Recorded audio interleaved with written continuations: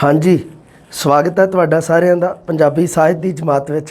आजो जी गल करते हैं। अज आपां पंजाबी का एक होर प्रसिद्ध नाटककार है जिहदा नाम है आतमजीत सिंह।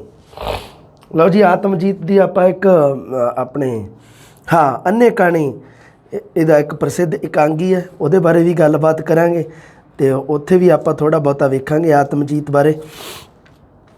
पहला भी ने अपने नोट्सां दे विच आतमजीत बारे की कुछ दिता होया। लो जी, आतमजीत है जिहड़ा ओह शहरी मध श्रेणी के जीवन नूं पेश करन वाला है अपने नाटकां दे विच। एक गल पहली गल तुसीं ध्यान दे विच रखनी है, इहदे विच दो गल्लां दित्तियां होईयां। एक तां शहरी जीवन ते श्रेणी किहड़ी है, मध श्रेणी। शहरी जीवन दे विच कोई निम्न श्रेणी नूं नहीं प्रगट करदा, है कोई उच्च श्रेणी के जीवन नूं प्रगट नहीं करता। ये मध वर्गी श्रेणी जिन्हों आपां कह दिंदे आ मिडल क्लास श्रेणी की गल करता है अपने नाटकां दे विच ते शहरी जीवन नूं पेश करता है। दो गल्लां तुसीं चेते रखणियां। एबजर्ड प्रवृत्ति दे प्रभाव द्वारा आधुनिक मनुख दे जीवन की निरार्थकता नूं पेश करता है। एबजर्ड थिएटर है ना जिहड़ा, एबजर्ड लिखा गया मेरे तो, इहदा नाम है एबजर्ड। लो जी, इहदे बारे गल करते हैं। एबजर्ड थिएटर है की है, ये है की बड़ा है। हाँ, एबजर्ड थिएटर है जिहड़ा, इहदा शाब्दिक अर्थ है बेतुका रंगमंच। रंगमंच, बेतुका रंगमंच। बेतुका हुंदा एक तो होवे किसी चीज़ का तुक, कोई अर्थ निकलता होवे, कोई भेद निकलता होवे, पर एक चीज़ है जिहदा कोई अर्थ ना निकले, बेतुकी होवे, जिहड़ी चीज़ अर्थहीन होवे, अर्थहीन उसनूं कहा जाता है बेतुका। सो इत्थे एबजर्ड थिएटर नूं कहा जाता है बेतुका रंगमंच। हुण बेतुका रंगमंच कहिंदे किहनूं आ, अगे गल क्लीयर की हुई है। एबजर्ड प्रवृत्ति के प्रभाव द्वारा आधुनिक मनुख के जीवन की निरार्थकता नूं पेश करता है। लो जी, आधुनिक मनुख है जिहड़ा, उस मनुख के संघर्ष, आधुनिक मनुख का जीवन है जिहड़ा वो संघर्ष भरिया कह लो तुसीं। उहदे विच बहुत सारियां कठिनाइयां मुसीबतां दा मनुख सामना कर रहा है, जिहदे विच शरीरक, मानसिक, समाजिक ये सारियां समस्यावां ने। उस दियां समाजिक समस्या भी है, बहुत सारियां मुसीबतां नूं लैके अज दा मनुख चल रहा है ते निरार्थक हो के रह गया है, जिन्हों दूसरे शब्दां दे विच मैं कह देवां अर्थहीन हो के रह गया है। मतलब अज दे मनुख दा, आधुनिक मनुख दे जीवन दा कोई महत्व नहीं रह गया। उस नूं दर्शाउण वाला आधुनिक मनुख दे जीवन की निरार्थकता नूं, आधुनिक मनुख दे जीवन की अर्थहीनता नूं दर्शाउण वास्ते एबजर्ड थिएटर की वरतों की जाती है। एबजर्ड थिएटर का शाब्दिक अर्थ है बेतुका रंगमंच। बेतुका का शाब्दिक अर्थ है जिसका कोई तुक ना होवे, मतलब जो चीज़ अर्थहीन होवे, जो निरार्थक होवे। निरार्थक, अर्थहीन एक ही गल है। हाँ जी, ठीक है, समझ गए। एबजर्ड थिएटर किनू कहते हैं। आतमजीत है जिहड़ा ओह एबजर्ड थिएटर के प्रभाव अधीन रचनावां करता है। एबजर्ड थिएटर का मतलब है आधुनिक मनुख के जीवन की निरार्थकता नूं, आधुनिक मनुख के संघर्षशील जीवन की अर्थहीनता नूं पेश करना, तो उसनूं कहा जाता है जी एबजर्ड थिएटर। लो जी, गल हो गई क्लीयर। हुण प्रतीकात्मक विधि की वरतों करता है अपने, जदों अपनी जड़ी नाट रचना की विधि है, इसकी शैली है, ढंग तरीका है, जां कह लो कि डायलॉग डिलीवरी है, जिन्हों आपां कह दिंदे आ कि पात्रां दी आपसी गलबात, वार्तालाप है जिहड़ा वो प्रतीकात्मक ढंग दा है, माझे खेतर दे नाल संबंध रखता है। आतमजीत है जिहड़ा ਉਹ माझे ਦੇ ਖੇਤਰ ਨਾਲ ਸੰਬੰਧ ਰੱਖਦਾ ਹੈ। ਆਪਣੀਆਂ ਨਾਟ ਰਚਨਾਵਾਂ ਦੇ ਵਿੱਚ माझे ਦੇ ਖੇਤਰ ਦੇ ਨਾਲ ਸੰਬੰਧਿਤ ਸੱਭਿਆਚਾਰ, उस शब्दावली के बारे गल करता है। वो कौन है? आतमजीत। आतमजीत का संबंध माझा खेतर के नाल है, ध्यान रखना तुसीं। पल्लू की उड़ीक आ गए, नाटकों के नाम आ गए। पल्लू की उड़ीक, 3.5 लत्तां वाला मेज, चाबियां मुर्गी खाना इक्को ही है, इस पूरे नाटक का नाम है एडे दा। हाँ, चाबियां, मुर्गी खाना, अजीत राम, सीना, रिश्तियां दा की रखिए ना, दायरा ते सलीब, शहर बीमार है, कुछ होर लिखे है मैं इत्थे। हाँ, ये है सारे, ये तुसी चेते रखने आ कुछ। एक हैगा राजनीतिक व्यंग, किहड़े नाटकां दे विच राजनीतिक व्यंग दी सुर ज़्यादा प्रभावी है, मतलब किहड़े नाटकां दे विच राजनीतिक व्यंग कटाक्ष दे विषय नूं मुख रखिया गया है। वो आत्मजीत दे 2 नाटक है। आत्मजीत दी सारी गल चेते रखनी है, तुसी प्रश्न जरूर आऊगा इहदे विचों। पूरन भगत की गल करते, पूरन मतलब पूरन भगत जिहड़ा ਉਹ हो गया एक तो नाटके का, एक आ गया फर्श च उग्या रुख, फर्श विच उग्या रुख। ये 2 नाटक है, इन्हां दे ये नाटकां दे विषय है जिहड़े राजनीतिक व्यंग दे नाल संबंधित है। अगली गल देखो जी, समकालीन पूंजीवादी जीवन दियां कठोर अणमनुखी स्थितियां नूं सिरज के उस विच मनुख दी लाचारी, निगुणता, बेभरोसगी ਅਤੇ असंतुष्टता ਨੂੰ ਦਰਸਾਉਂਦਾ ਹੈ। ਅੱਜ ਦਾ ਯੁੱਗ ਹੈ ਜਿਹੜਾ ਬੇਟਾ ਜੀ, ਸਮਕਾਲੀਨ ਜਿਹੜਾ ਯੁੱਗ ਹੈ ਉਹ ਪੂੰਜੀਵਾਦੀ ਯੁੱਗ ਹੈ। ਉਹਦੇ ਵਿੱਚ ਕੀ ਹੈ ਕਿ ਜੀਵਨ ਦੀਆਂ ਕਠੋਰ ਅਣਮਨੁੱਖੀ ਸਥਿਤੀਆਂ, ਮਨੁੱਖ ਦੇ ਸਾਹਮਣੇ ਇਸ ਤਰ੍ਹਾਂ ਦੀਆਂ ਸਥਿਤੀਆਂ ਆਉਂਦੀਆਂ ਜਿਹੜੀਆਂ ਉਸ ਨੂੰ ਕਠਿਨ ਪ੍ਰਸਥਿਤੀਆਂ ਵਿੱਚ ਲੈ ਜਾਂਦੀਆਂ। ਸੋ ਉਹ ਜਿਹੜੀਆਂ ਜੀਵਨ ਦੀਆਂ ਕਠੋਰ ਪ੍ਰਸਥਿਤੀਆਂ ਉਹਨਾਂ ਨੂੰ ਸਿਰਜ ਕੇ ਉਸ ਦੇ ਵਿੱਚ ਮਨੁੱਖ ਕਿੰਨਾ ਲਾਚਾਰ ਹੈ, ਕਿੰਨਾ ਨਿਗੁਣਾ ਹੈ, किन्ना भरोसे वाली तो कोई गल ही नहीं रह गई, असंतुष्टता है उसनूं। अज दे पूंजीवादी युग दे विच ओह किन्ना लाचार हो सकता है, इस दे बारे आत्मजीत दे नाटकां विच दस्सिया। किन्ना निगुणा हो सकता है, वो किन्ना मतलब किसे तो मतलब की है भी ओह भरोसा नहीं कर सकता किसे ते। अज दे समय विच समा बिल्कुल सही है, उस दे जीवन की जिहड़ी मानसिक समाजिक असंतुष्टता है उसनूं प्रगट किया है अपने नाटकां दे विच। किने? आत्मजीत ने, जो माझा खेतर दे नाल संबंध रखता है। पहला नाटक का तुसीं ज़्यादा ध्यान रखना है। हाँ जी, कब्रिस्तान इहदा पहला नाटक है। 1975 दे विच ये नाटक है जिहड़ा प्रकाशित हुंदा है। ये गल तुसीं चेते रखनी है। पहला नाटक है जिहड़ा कब्रिस्तान है, 1975 1975 दे विच ये नाटक है जिहड़ा इसदा प्रकाशन हुंदा है। इहने की कीता है, जिहड़ा आत्मजीत है इसने रंगकर्मी अते नाटक सिखलाई जिहड़ी है, मतलब कि रंगमंच ते नाटक खेडना ते नाटक लिखना, ये सिखलाई है जिहड़ी ये SS अमोल तो प्राप्त की है। अपने नोट्सां दे विच SS अमोल का नाम नाटक के खेत्र में 3जी बार आ चुकिया है। पिछली बार तुसी 2 बार याद कर लियो कित्थे कित्थे आया, हुण तुसी दोबारे देखना है। SS अमोल तो किने प्राप्त की है नाटक सिखलाई? ये की है जी आत्मजीत ने। आत्मजीत नूं मध्य श्रेणी दीआं विसंगतियां दा नाटककार कहा जाता है, क्योंकि मध्य श्रेणी खास करके शहरी मध्य श्रेणी दे नाल जुड़िया होया नाटककार है आत्मजीत। दूसरी गल, मनुखी जीवन दीआं विसंगतियां नूं पेश करता है, एबजर्ड थिएटर, एबजर्ड शैली की वरतों करता है। उस तो बाद 1975 दे विच हो गया कब्रिस्तान इहदा नाटक। चाबियां 1976, हवा महल, पल्लू दी उडीक विच, लोकनाथ अकलमंद, 3.5 लत्तां वाला मेज, उपर वाले भी कुछ रिपीट हो गए इत्थे। रिश्तियां दा की रखिए ना 1981 दे विच है, प्रसिद्ध नाटक है, तुसीं चेते रखना नाम इहदा। अजीत राम, सीना, चिड़ियाँ, फर्श च उग्या रुख, पूरन, कैमलूप्स दियां मच्छियां, मैं तां एक सारंगी हाँ ते पंचनद दे पानी। अगे देखो बड़ी कम की गल लिखी है, प्रश्न आया होया सीगा, रिश्तियां दा की रखिए नाम। शादत हसन मंटो की प्रसिद्ध कहानी है टोबा टेक सिंह। शादत हसन मंटो उसकी प्रसिद्ध कहानी टोबा टेक सिंह, उसका नाटकी रूपांतर किया गया है आत्मजीत दे वल्लों ते उसका नाम लिखा गया है रिश्तियां दा की रखिए ना।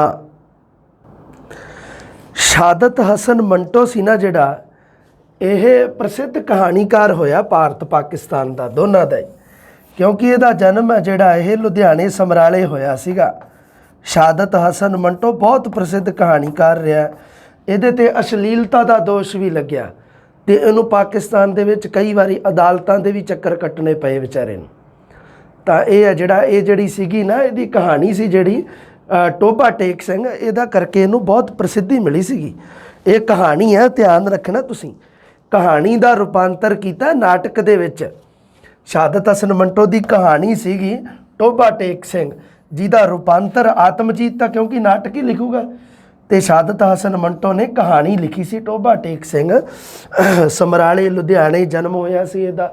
ਬਾਅਦ ਵਿੱਚ ਇਹ ਪਾਕਿਸਤਾਨ ਵਿੱਚ ਚਲਾ ਗਿਆ ਸੀ ਦੇਸ਼ ਵੰਡ ਤੋਂ ਬਾਅਦ 1947 ਤੋਂ ਬਾਅਦ। ਬੜਾ ਪ੍ਰਸਿੱਧ ਰਿਹਾ, ਭਾਰਤ ਪਾਕਿਸਤਾਨ ਦੋਨਾਂ ਦਾ ਇਹ ਪ੍ਰਸਿੱਧ ਸਾਹਿਤਕਾਰ ਰਿਹਾ। ਹਿੰਦੀ ਮਤਲਬ ਕੀ ਹੈ, ਹਿੰਦੀ ਨਹੀਂ, ਉਰਦੂ ਪੰਜਾਬੀ ਸਾਹਿਤਕਾਰ ਰਹਿ ਚੁੱਕਿਆ, ਉਰਦੂ ਪੰਜਾਬੀ ਲੇਖਕ ਰਹਿ ਚੁੱਕਿਆ ਇਹ, ਜਿਹਦਾ ਨਾਮ ਹੈ ਸ਼ਹਾਦਤ ਹਸਨ ਮੰਟੋ। ਇੱਕ ਹੋਰ ਮੈਂ ਤੁਹਾਨੂੰ ਦੱਸਦਾ ਜਾਵਾਂ, ਮੈਂ ਐਵੇਂ ਦੀਆਂ ਚੀਜ਼ਾਂ ਦੇਖਦਾ ਹੀ ਰਹਿੰਦਾ ਹੁੰਦਾ ਵੀ ਇਹ ਕੀ ਚੀਜ਼ ਹੈ। ਇੱਕ ਨਾਟਕ ਦਾ ਨਾਮ ਆਇਆ ਕੈਮਲੂਪਸ ਦੀਆਂ ਮੱਛੀਆਂ। ਇਹ ਕੈਮਲੂਪਸ ਆ ਜਿਹੜਾ, ਇਹ ਕਨਾਡਾ ਦਾ ਇੱਕ ਸ਼ਹਿਰ ਹੈ। ਇਹ ਕਨਾਡਾ ਦਾ, ਸਾਡੇ ਪੰਜਾਬੀ ਲੋਕ ਕਨਾਡਾ ਹੀ ਕਹਿੰਦੇ ਆ ਅਸੀਂ ਨਾ, ਕੈਨੇਡਾ ਇਹ ਸਾਨੂੰ ਨਹੀਂ ਕਹਿਣਾ, ਸਾਡੇ ਕਿੱਥੇ ਜਾਣਾ, ਕਨਾਡਾ ਜਾਣਾ। ਸੋ ਕਨਾਡਾ ਦਾ ਇੱਕ ਸ਼ਹਿਰ ਹੈ ਕੈਮਲੂਪਸ ਦੀਆਂ ਮੱਛੀਆਂ, ਕੈਮਲੂਪਸ ਦੀਆਂ ਮੱਛੀਆਂ, ਜਿਹਦੇ ਵਿੱਚ ਕਨਾਡਾ ਦੇ ਲੋਕਾਂ ਦੇ ਜੀਵਨ ਦੀ ਆਲੋਚਨਾ ਕੀਤੀ ਗਈ ਹੈ। ਆਲੋਚਨਾ ਮਤਲਬ ਉਹਨਾਂ ਦੀਆਂ ਕਮੀਆਂ ਖੂਬੀਆਂ ਗਿਣਾਈਆਂ ਗਈਆਂ ਹਨ ਕਨਾਡਾ ਦੇ ਲੋਕਾਂ ਦੀਆਂ। ਸੋ ਇਹ ਸ਼ਹਿਰ ਹੈ, ਸ਼ਹਿਰ ਦਾ ਨਾਮ ਹੈ ਕੈਮਲੂਪਸ ਦੀਆਂ ਮੱਛੀਆਂ। ਕਨਾਡਾ ਦੇ ਲੋਕਾਂ ਦੀ ਇਹਦੇ ਵਿੱਚ ਗੱਲ ਕੀਤੀ ਹੈ ਬੇਟਾ ਜੀ, ਤੇ ਇੱਕ ਮਤਲਬ ਵਧੀਆ ਇਹ ਪ੍ਰਸਿੱਧ ਵੀ ਰਿਹਾ ਹੋਇਆ। ਕੈਮਲੂਪਸ ਹੈ ਜਿਹੜਾ, ਉਹ ਤਾਂ ਇੱਕ ਕਨਾਡਾ ਦਾ ਇੱਕ ਸ਼ਹਿਰ ਹੈ ਜਿਹੜਾ ਆਪਣੇ ਕੀ ਆ, ਇਹ ਥੋਮਸਨ ਨਦੀ ਹੈ ਜਿਹੜੀ, ਤੇ ਉੱਥੇ ਇੱਕ ਹੈਗੀ ਆ ਆਹ ਕੈਮਲੂਪਸ ਝੀਲ, ਉੱਥੇ ਵਸਿਆ ਹੋਇਆ ਇੱਕ ਸ਼ਹਿਰ ਹੈ ਥੋਮਸਨ ਨਦੀ ਦੇ ਕਿਨਾਰੇ 'ਤੇ। ਇਹ ਕੈਮਲੂਪਸ ਦੀਆਂ ਮੱਛੀਆਂ, ਇਹਨੇ ਆਤਮਜੀਤ ਨੇ ਇੱਕ ਨਾਟਕ ਲਿਖਿਆ। ਲਓ ਜੀ, ਗੱਲ ਹੋ ਗਈ ਆਪਣੀ ਕਲੀਅਰ ਸਾਰੀ। ਆ ਤੁਸੀਂ ਜ਼ਿਆਦਾ ਚੇਤੇ ਰੱਖਣੀ ਹੈ ਗੱਲ। ਰਿਸ਼ਤਿਆਂ ਦਾ ਕੀ ਰੱਖੀਏ ਨਾਮ ਇਹਦਾ ਪ੍ਰਸਿੱਧ ਨਾਟਕ ਹੈ ਇੱਕ, ਜੋ ਸ਼ਹਾਦਤ ਹਸਨ ਮੰਟੋ ਦੀ ਕਹਾਣੀ ਟੋਭਾ ਟੇਕ ਸਿੰਘ ਦਾ ਨਾਟਕੀ ਅਨੁਵਾਦ ਕੀਤਾ ਗਿਆ ਹੈ, ਰੂਪਾਂਤਰ ਕੀਤਾ ਗਿਆ ਹੈ। ਖਤਮ ਹੋ ਗਈ ਆਪਣੀ ਗੱਲ ਆਤਮਜੀਤ ਬਾਰੇ। ਆਤਮਜੀਤ ਦੀ ਇੱਕ ਇਕਾਂਗੀ ਦੇ ਰੱਖੀ ਹੈ ਜਿਹਦਾ ਨਾਮ ਹੈ ਅੰਨੇ ਕਹਾਣੀ। ਅੰਨੇ ਕਹਾਣੀ 103 ਨੰਬਰ ਪੇਜ ਤੇ ਦੇ ਰੱਖੀ ਹੈ। ਉਸ ਤੋਂ ਬਾਅਦ ਆਤਮਜੀਤ ਦੇ ਜੀਵਨ ਬਾਰੇ ਵੀ, ਉਹ ਵੀ ਤੁਸੀਂ ਥੋੜ੍ਹਾ ਜਿਹਾ ਪੜ੍ਹਨਾ। ਪਾਤਰਾਂ ਦੇ ਨਾਮ ਇੱਕੋ ਜਿਹੇ ਦਿੱਤੇ ਆ, ਨਰਾਇਣਾ, ਸੁਰੈਣਾ, ਮਹੈਣਾ, ਕਰਮਾ, ਧਰਮਾ, ਸਰਦਾਰ, ਖੋਜੀ। ਅੰਨੇ ਕਹਾਣੀ ਨਾਮ ਹੈ ਇਸ ਦਾ। ਥੋੜ੍ਹੇ ਨਾਮ ਪਾਤਰਾਂ ਦੇ ਨਾਮ ਨਾ ਜ਼ਰੂਰ ਚੇਤੇ ਰੱਖਣੇ ਆ। ਉਹਨੇ ਕੀ ਕਰਨਾ ਵੀ ਇੱਕ ਪਾਤਰ ਦਾ ਨਾਮ ਲਿਖਣਾ ਤੇ ਉਹਨੇ ਕਹਿਣਾ ਵੀ ਆਹ ਦੱਸੋ ਵੀ ਕਿਹੜੀ ਇਕਾਂਗੀ ਦੇ ਨਾਲ ਸੰਬੰਧਿਤ ਹੈ। ਪਾਤਰਾਂ ਦੇ ਨਾਮ ਤਾਂ ਰਟਣੇ ਆ, ਤੁਸੀਂ ਰਟਣ ਤੋਂ ਇਲਾਵਾ ਕੋਈ ਮਤਲਬ ਹੈ ਨਹੀਂ ਚਾਰਾ। ਰਟ ਸਕਦੇ ਹੋ, ਰਟ ਲਿਓ। ਅਗਰ ਤੁਸੀਂ ਇਸ ਨੂੰ ਕੋਈ ਟ੍ਰਿਕ ਬਣਾ ਕੇ ਯਾਦ ਕਰ ਸਕਦੇ ਹੋ ਤਾਂ ਉਹ ਵੀ ਯਾਦ ਕਰ ਲਿਓ। ਅਗਰ ਇਹਨੂੰ ਸਮਝ ਕੇ ਯਾਦ ਰੱਖਣਾ, ਕਿਵੇਂ ਵੀ ਇਸ ਨੂੰ ਯਾਦ ਕਰਨਾ ਤੁਸੀਂ, ਤੇ ਹੈ ਨਹੀਂ ਨਾ ਇਕਾਂਗੀ ਇਹ ਪੜ੍ਹਨਾ ਤੁਸੀਂ ਇਸ ਨੂੰ, ਮਤਲਬ ਇੰਨਾ ਲੈਂਥੀ ਨਹੀਂ ਨਾ, ਜ਼ਿਆਦਾ ਜ਼ਰੂਰ ਪੜ੍ਹਨਾ।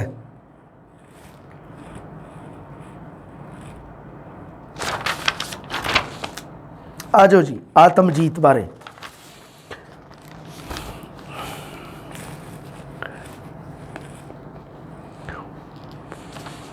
ਆਤਮਜੀਤ ਹੈ ਜਿਹੜਾ ਆਪਣੇ ਨਾਟਕਾਂ ਵਿੱਚ ਸੰਕੇਤ ਦੀ ਯੁਕਤੀ ਵਰਤਦਾ ਹੈ। ਆ ਗਈ ਸੀ ਗੱਲ ਹੈ ਨਾ, ਸੰਕੇਤਕ ਸ਼ੈਲੀ ਦੀ ਵਰਤੋਂ ਕਰਦਾ, ਪ੍ਰਤੀਕਾਤਮਕ ਸ਼ੈਲੀ ਦੀ ਵਰਤੋਂ ਕਰਦਾ। ਉਸ ਦੇ ਪਾਤਰ ਕਿਸੇ ਹੋਂਦ ਜਾਂ ਗੱਲ ਦੇ ਸੰਕੇਤ ਰੂਪ ਹੁੰਦੇ ਹਨ। ਆ ਗੱਲਾਂ ਤੁਸੀਂ ਚੇਤੇ ਰੱਖਣੀਆਂ। ਅੱਗੇ ਦੇਖੋ, ਇਸ ਨਾਟਕ ਵਿੱਚ ਅੰਨੇ ਕਾਣੇ ਸਧਾਰਨ ਲੋਕ ਹਨ। ਇਹ ਜਿਹੜਾ ਇਕਾਂਗੀ ਜਿਹਦੇ ਬਾਰੇ ਆਪਾਂ ਗੱਲ ਕਰ ਰਹੇ ਹਾਂ, ਇਹਦਾ ਨਾਮ ਹੈ ਅੰਨੇ ਕਾਣੇ। ਲਓ ਜੀ, ਗੱਲ ਕਰਦੇ ਆ ਇਹਦੇ ਇਕਾਂਗੀ ਬਾਰੇ। ਆਹ ਕਿਹੜਾ ਰੰਗ ਆ ਗਿਆ,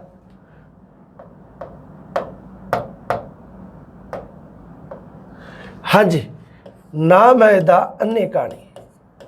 ਅੰਨੇ ਕਾਣੇ, ਅੰਨਾ ਤਾਂ ਹੁੰਦਾ ਜਿਹਨੂੰ ਜਮਾਂ ਹੀ ਨਾ ਦਿਸੇ, ਕਾਣਾ ਹੁੰਦਾ ਜਿਹਨੂੰ ਥੋੜ੍ਹਾ ਜਿਹਾ ਦਿਸੇ। ਇੱਕ ਕਹਾਵਤ ਤੁਹਾਨੂੰ ਪਤਾ, ਇੱਕ ਅਖਾਣ ਅਖੇ ਅੰਨਿਆਂ ਦੇ ਵਿੱਚ ਕਾਣਾ ਰਾਜਾ। ਜਦੋਂ ਬਹੁਤ ਸਾਰੇ ਅਵਗੁਣ ਭਰੇ ਲੋਕ ਹੋਣ, ਉਹਨਾਂ ਦੇ ਵਿੱਚੋਂ ਕੋਈ ਮਾੜਾ ਮੋਟਾ ਗੁਣ ਰੱਖਣ ਵਾਲਾ ਹੋਵੇ ਬੰਦਾ ਜਿਹੜਾ, ਉਸ ਨੂੰ ਕਿਹਾ ਜਾਂਦਾ ਹੈ ਅੰਨਿਆਂ ਵਿੱਚ ਕਾਣਾ ਰਾਜਾ। ਇਸ ਨਾਟਕ ਦੇ ਵਿੱਚ ਅੰਨੇ ਕਾਣੇ ਜਿਹੜੇ, ਉਹਦੇ ਵਿੱਚ ਕੀ ਹੈ ਵੀ ਅੰਨੇ ਤਾਂ ਸਧਾਰਨ ਲੋਕਾਂ ਦੀ ਗੱਲ ਕੀਤੀ ਹੈ ਵੀ ਸਧਾਰਨ ਲੋਕ ਹੈ ਜਿਹੜੇ, ਉਹ ਤਾਂ ਹੈਗੇ ਆ ਅੰਨੇ। ਇਹਦੇ ਵਿੱਚ ਅੰਨੇ ਕਿਸ ਨੂੰ ਕਿਹਾ? ਸਧਾਰਨ ਲੋਕਾਂ ਨੂੰ ਆਮ ਜਨਤਾ ਨੂੰ ਕਹਿ ਲਓ ਤੁਸੀਂ, ਜਿਹਨੂੰ ਆਪਾਂ ਕਹਿ ਦਿੰਦੇ ਆ ਸਧਾਰਨ ਲੋਕ ਆ। ਤੇ ਕਾਣੇ ਹੈ ਜਿਹੜੇ ਉਹ ਇਸ ਇਕਾਂਗੀ ਦੇ ਵਿੱਚ ਇਹਨਾਂ ਲੋਕਾਂ ਦੇ ਸਰਦਾਰ ਅਥਵਾ ਆਗੂ ਹਨ।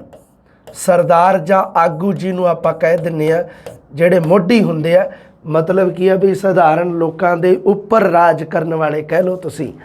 ਆਗੂ ਮਤਲਬ ਕੀ ਹੁੰਦੇ ਆ ਵੀ ਜਿਹੜੇ ਮਤਲਬ ਅੱਗੇ ਹੋ ਕੇ ਚੱਲਣ ਵਾਲੇ, ਅੱਗੇ ਇਹ ਲੋਕ ਹੈ, ਸਧਾਰਨ ਲੋਕ ਹੈ। ਇਹਨਾਂ ਸਰਦਾਰਾਂ ਦੇ ਆਗੂਆਂ ਦੇ ਪਿੱਛੇ ਚੱਲਦੇ ਆ, ਇਹਨਾਂ ਨੂੰ ਫੋਲੋ ਕਰਦੇ ਆ। ਪਤਾ ਹੀ ਹੈ ਆਪਣੇ ਤੋਂ ਵੀ ਉੱਪਰ ਕੋਈ ਅਹੁਦੇ ਤੇ ਬੈਠਾ ਹੋਇਆ ਤਾਂ ਉਹ ਆਪਣਾ ਆਗੂ ਹੈ।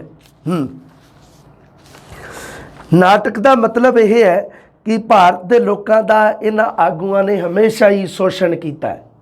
ਸੋ ਇਹ ਜਿਹੜਾ ਇਕਾਂਗੀ ਹੈ ਇਹ ਸ਼ੋਸ਼ਣ ਦੇ ਉੱਪਰ ਲਿਖਿਆ ਗਿਆ ਹੈ। ਸ਼ੋਸ਼ਣ ਜਿਹਦੇ ਵਿੱਚ ਕੀ ਹੈ, ਸ਼ੋਸ਼ਿਤ ਵਰਗ ਹੈ। ਹਾਂ, ਸਧਾਰਨ ਲੋਕ ਤਾਂ ਹੈਗਾ ਸ਼ੋਸ਼ਿਤ ਵਰਗ, ਤੇ ਸਰਦਾਰ ਜਾਂ ਆਗੂ ਹੈ ਜਿਹੜੇ ਇਹ ਹੈਗੇ ਆ ਸ਼ੋਸ਼ਕ ਵਰਗ। ਸ਼ੋਸ਼ਿਤ ਵਰਗ ਹੁੰਦਾ ਜਿਸ ਦਾ ਸ਼ੋਸ਼ਣ ਹੋਵੇ, ਉਹ ਹੁੰਦੇ ਆ ਸਧਾਰਨ ਲੋਕ, ਇਹਨਾਂ ਦਾ ਸ਼ੋਸ਼ਣ ਹੁੰਦਾ ਹੈ। ਸ਼ੋਸ਼ਕ ਵਰਗ ਉਹ ਹੁੰਦਾ ਜੋ ਸ਼ੋਸ਼ਣ ਕਰਦਾ ਹੈ। ਤਾਂ ਸ਼ੋਸ਼ਣ ਕੌਣ ਕਰਦੇ ਹੈ? ਸਰਦਾਰ ਜਾਂ ਆਗੂ ਲੋਕ ਕਰਦੇ ਹੈ। ਸ਼ਬਦ ਚੇਤੇ ਰੱਖਣੇ ਆ ਤੁਸੀਂ। ਸ਼ੋਸ਼ਣ, ਸ਼ੋਸ਼ਿਤ, ਸ਼ੋਸ਼ਕ। ਸ਼ੋਸ਼ਿਤ ਉਹ ਹੁੰਦਾ ਜਿਸ ਦਾ ਸ਼ੋਸ਼ਣ ਹੋਵੇ, ਤੇ ਸ਼ੋਸ਼ਕ ਉਹ ਹੁੰਦਾ ਜੋ ਸ਼ੋਸ਼ਣ ਕਰੇ। ਸ਼ੋਸ਼ਣ ਕਰਨ ਵਾਲੇ ਨੂੰ ਸ਼ੋਸ਼ਕ ਕਿਹਾ ਜਾਂਦਾ ਹੈ। ਪਰ ਕੀ ਹੈ ਵੀ ਉਹਨਾਂ ਦੇ ਆਗੂਆਂ ਨੇ ਸਦਾ ਸ਼ੋਸ਼ਣ ਕੀਤਾ ਹੈ, ਪਰ ਸ਼ੋਸ਼ਣ ਕਰਨ ਵਾਲੇ ਵੀ ਸਦਾ ਪੂਰੇ ਸਿਆਣੇ ਨਹੀਂ ਹੁੰਦੇ। ਉਹਨਾਂ ਨੂੰ ਯਥਾਰਥ ਦਾ, ਸੱਚ ਦੀ ਅੱਧੀ ਸੂਝ ਹੁੰਦੀ ਹੈ। ਇਹਨਾਂ ਨੂੰ ਤਾਂ ਯਥਾਰਥ ਜਾਂ ਸੱਚ ਦੀ ਪੂਰੀ ਸੂਝ ਨਹੀਂ ਹੁੰਦੀ।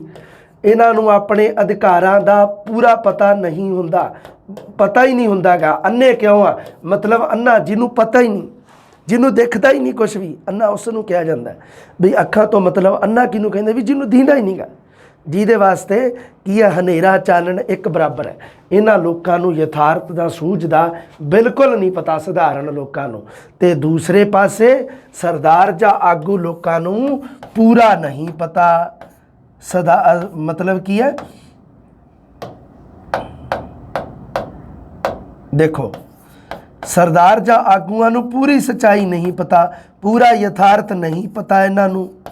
ਇਸ ਕਰਕੇ ਇਹ ਕੀ ਹੋ ਗਏ? ਕਾਣੇ ਹੋ ਗਏ, ਕਿਉਂਕਿ ਕਾਣੇ ਨੂੰ ਪੂਰਾ ਨਹੀਂ ਦਿਖਦਾ ਹੁੰਦਾ, ਅੱਧਾ ਦਿਖਦਾ ਹੁੰਦਾ ਹੈ। ਸਮਝ ਗਏ ਕਹਾਣੀ ਵੀ ਅੰਨੇ ਕਾਣੇ ਕਿਉਂ ਕਿਹਾ ਗਿਆ ਇਸ ਇਕਾਂਗੀ ਦੇ ਵਿੱਚ?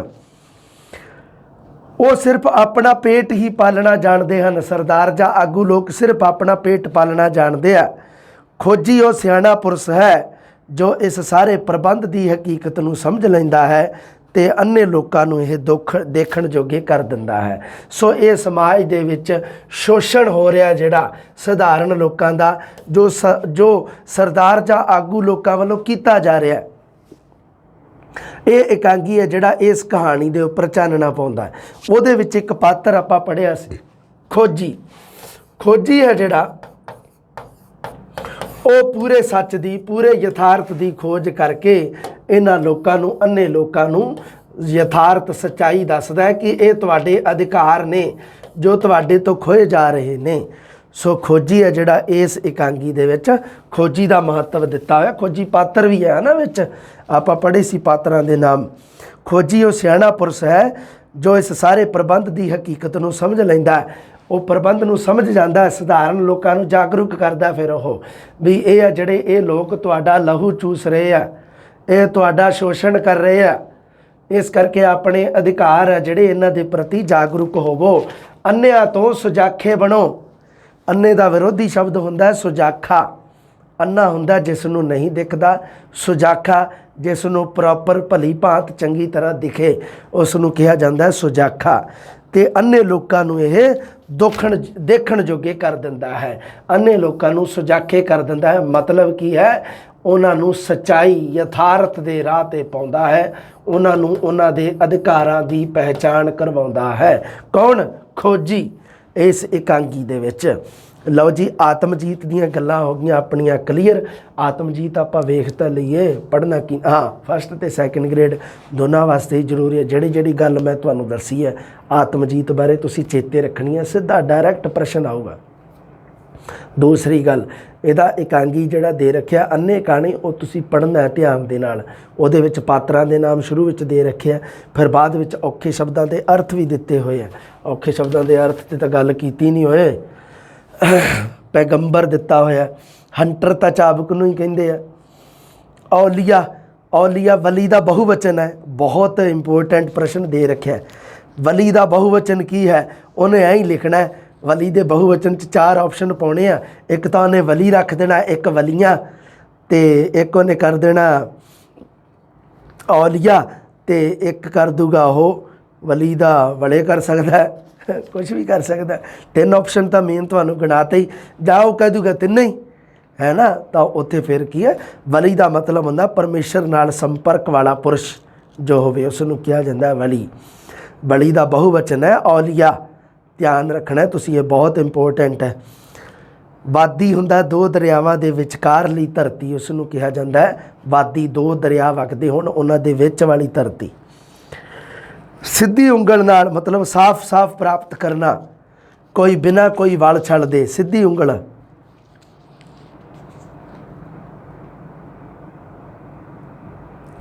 एक कमीना 17 वेर तुहाडे मंदिरां दा सोना ला के तुरदा बनिया। ਇਹ ਕਿਹਦੇ ਬਾਰੇ ਗੱਲ ਕੀਤੀ ਆ? ਮਹਿਮੂਦ ਗਜ਼ਨਵੀ ਬਾਰੇ, ਜਿਸ ਨੇ ਭਾਰਤ ਉੱਤੇ 17 ਧਾਵੇ ਕੀਤੇ ਤੇ ਉਸ ਦੇ ਮੰਦਰਾਂ ਮਹਿਲਾਂ ਨੂੰ ਲੁੱਟ ਕੇ ਲੈ ਗਿਆ। ਕਮੀਨਾ ਉਸ ਨੂੰ ਇਸ ਕਰਕੇ ਕਿਹਾ ਗਿਆ ਹੈ ਕਿ ਉਸ ਦਾ ਪਿਤਾ ਇੱਕ ਗੁਲਾਮ ਤੋਂ ਅਮੀਰ ਬਣਿਆ ਸੀ, ਇਸ ਕਰਕੇ ਉਸ ਨੂੰ ਕਮੀਨਾ ਕਿਹਾ ਜਾਂਦਾ ਹੈ। ਚਿੱਟੀ ਚਮੜੀ ਅੰਗਰੇਜ਼ਾਂ ਨੂੰ ਕਿਹਾ ਗਿਆ ਹੈ, ਅੰਗਰੇਜ਼ਾਂ ਦੀ ਚਿੱਟੀ ਚਮੜੀ ਹੈ ਬਸ, ਬਾਕੀ ਹੈ ਨਹੀਂ ਕੋਈ। चमचागिरी कहा जाता खुशामद, चापलूसी नूं। अजकल चमचे बहुत हो गए दुनिया ते। तकाजा, तकाजे का अर्थ होंदा झगड़ा, लोड़ जां मंग, सारी चेते रखनी है तुसीं। प्रश्न पूछ सकता है तकाजा का शाब्दिक अर्थ की है? झगड़ा, लोड़, मंग। 3 पा के ऑप्शन तो चौथे च हो पाऊगा ही, उपरोक्त सारे सही हैं। बहुत इंपोर्टेंट, बहुत औखा प्रश्न है, इनू मैं बहुत औखा प्रश्न मानता। इस तो औखा प्रश्न नहीं कोई होगा। फार्मेशन तो होंदी है तरतीब, बनावट। फॉर्मेशन एक होंदी है इनफॉर्मेशन, वो जानकारी होंदी है। फार्मेशन होंदी तरतीब, बनावट। नब्ज पछाणनी मतलब बीमारी लभनी, कि फलाने दी मैं नब्ज पछाण ली, मतलब की उसकी बीमारी लभ ली। तोता चशम, तोते वांगू झट अखा फेर लैण वाला, उसनूं कहा जाता है तोता चशम। फेड आउट, फेड आउट किहनूं कहंदे आ? नाटक खेड विच दृश्य बदलण दा समाप्ति उत्ते रोशनियां दा मध्यम हो जाना, उसनूं कहा जाता फेड आउट। जदों कई बारी नाटक की समाप्ति की जाती है जां अगला दृश्य विखाउणा हुंदा, उदों नाटक दे विच जिहड़ियां परदे ते रोशनियां लगियां हुंदियां उन्हां नूं मध्यम कीता जाता है, घट कीतियां जांदियां ने उन्हां दी रोशनी, उसनूं कहा जाता है फेड आउट। ठीक है बई, ये विचों प्रश्न आउणगे पक्का, मैं दावा कर सकदा इस गल दा। औखे शब्दां दे अर्थ तुसीं पढ़ने हैं, प्रश्न जरूर मिलणगे तुहानूं। ठीक है जी, मिलते हैं अगली जमात दे विच। अगली जमात दे विच आपां पढ़ना है बेटा जी चरणदास सिद्धू, ते एक पढ़ना है सुरजीत सिंह सेठी, ते एक पढ़ना है अजमेर सिंह औलख। लो जी बेटा 3 रह गए अपने। तो चरणदास सिद्धू दुआबे का प्रसिद्ध नाटककार चरणदास सिद्धू के बारे आप गल करांगे। तो हुण जिहड़ा आत्मजीत है जिहड़ा इहदा ध्यान रखना पुत्त मेरे, ये माझा खेतर दे नाल संबंध है। ठीक है जी, मिलते हैं जल्दी। सत श्री अकाल, रब राखा।